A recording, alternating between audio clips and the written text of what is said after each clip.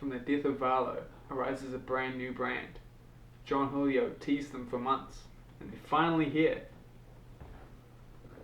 Themskates. What's up? This is Brandon here.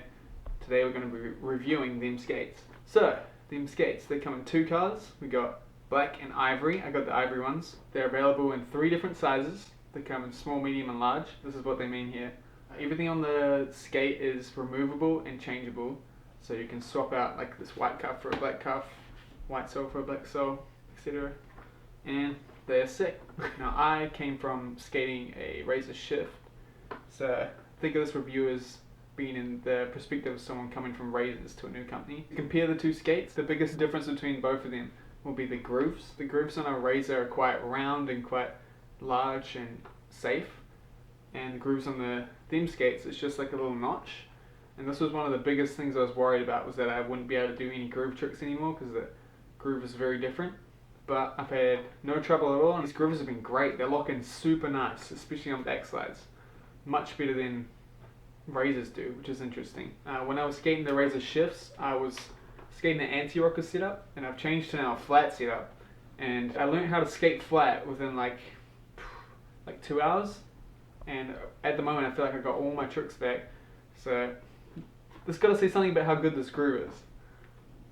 Anyway, another difference between those two skates is the sole plate size on these.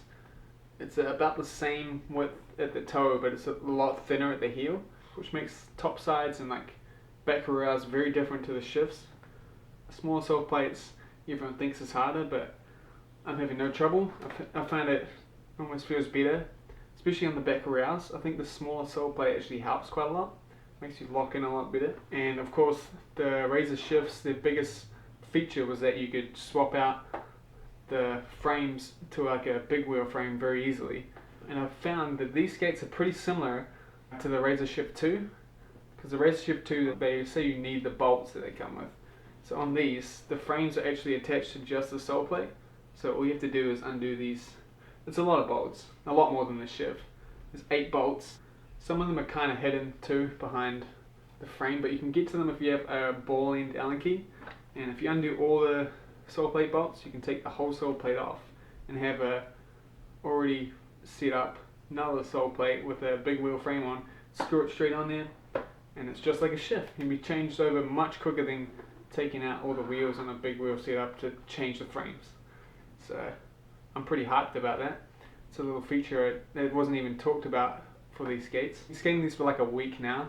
I've only gone out a few times and they've been great. I've adjusted to them pretty nicely coming from razors. But enough about the comparison, let's move on to the pros about this skate. The skate comes with quite a few unique features. Number one's going to be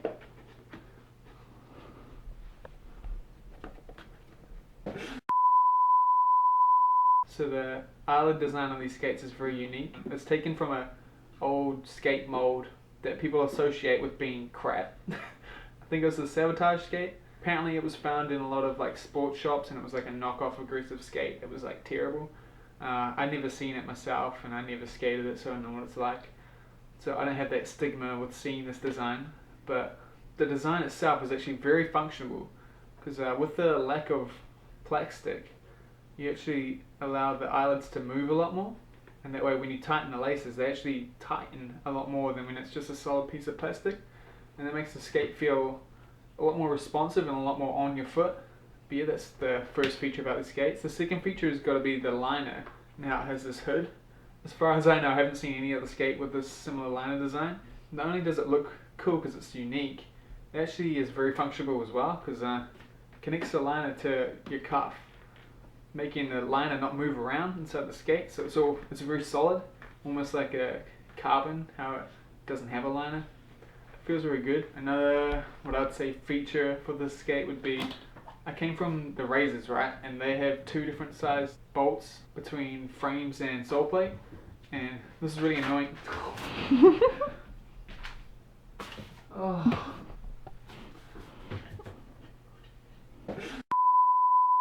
So that was annoying because you had to have the razor's Allen key that had the 2 different sizes on it, or you had to have 2 Allen keys. What's good about these skates is all the sole plate bolts are the same size as the frames and as the T-nuts and the cuffs. So only 1 Allen key. This might be normal for other skates. I've only ever skated rims and razors and these, so that's a feature to me. And finally, another one of the best pros about the skate is just the overall quality. The plastic is very good. It's very solid, but has a little bit of flex to it. All the hardware, it feels like it's not cheap. It feels solid and just good quality. It doesn't feel like a cheap skate. It feels like a very quality built skate. He put time into making it a good skate. Now I want to move on to the cons of the skate. Only having 3 size boots is kind of, oh my god. It's kind of annoying when you're at the higher end of the sizing for each one. So maybe in a US 10.5, I was at the higher end of this medium boot, and it is very tight fit on me. Like, it fits, but after about 2 hours of skating, it starts to, like, I can really feel my toes at the end of the skate. It doesn't hurt, but I can really feel my toes. And to fix this problem, we should size up, right? But then I have to get the larger boot, or it'll be too big for me, but like 2 sizes. So, and no one wants to have giant skates. You want to have small skates, right? I know a lot of people fix this by changing the liner to a MyFit liner that lets you like downsize. And yeah, that's cool, but I feel like that takes away one of the most unique parts of the skate, which is the liner. And you even lose the little Them logo on the back. And at the moment, there's no other skates with this hood, no other liners with this hood.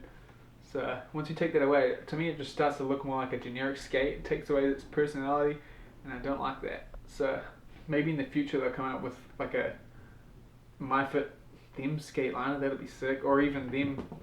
Oh my. So to me, losing that hood isn't an option, and I do hope that more options come in the future, and I'm sure they will. But that's definitely the biggest con I could find. But I understand why John did it, because obviously with it being the first skate he's making, he can't fork out money making several different sizes and stuff. It does make me wonder how other skates work, because I have a feeling it's similar, where instead of the boot size changing, it's actually just the liner changing.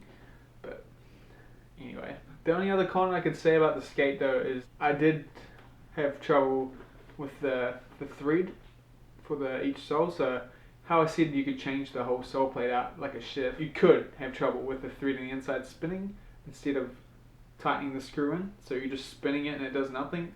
The thread on the inside is just circle, unlike a razor one or something that's kind of like square, making it almost impossible to stop it spinning even if you're like holding it on the other side. But I think that's just a problem with like all skates, so it's not really that much of a con.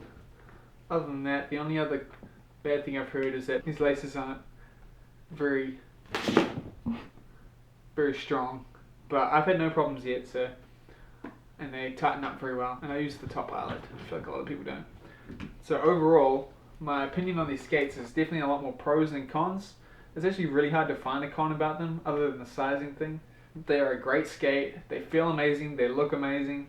John Julio, he's all about rollerblading, and he's going to be supporting the pros better, and I don't know, it's a great thing to get behind. So my all around feeling and opinion for these skates is just they're great, and I would highly recommend them to a friend. For the price range, they're very good. The fact that you can get any frame you want to, because they don't come with a standard frame, is you can get whatever frame you want.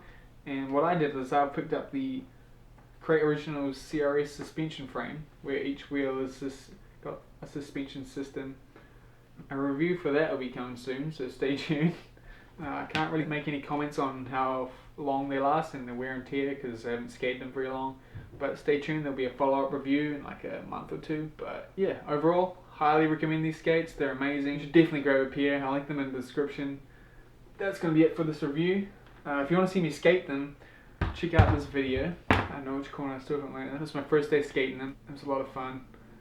But anyway, thank you guys so much for watching. If you're new here and you like this video, you should subscribe. I make weekly videos, all to do with rollerblading. But anyway, see you guys on Monday. Peace out. You should apologize for Phoebe.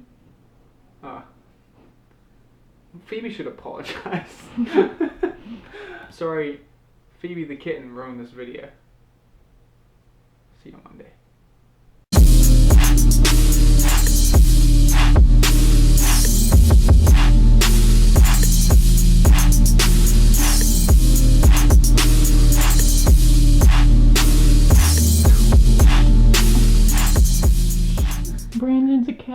Sure.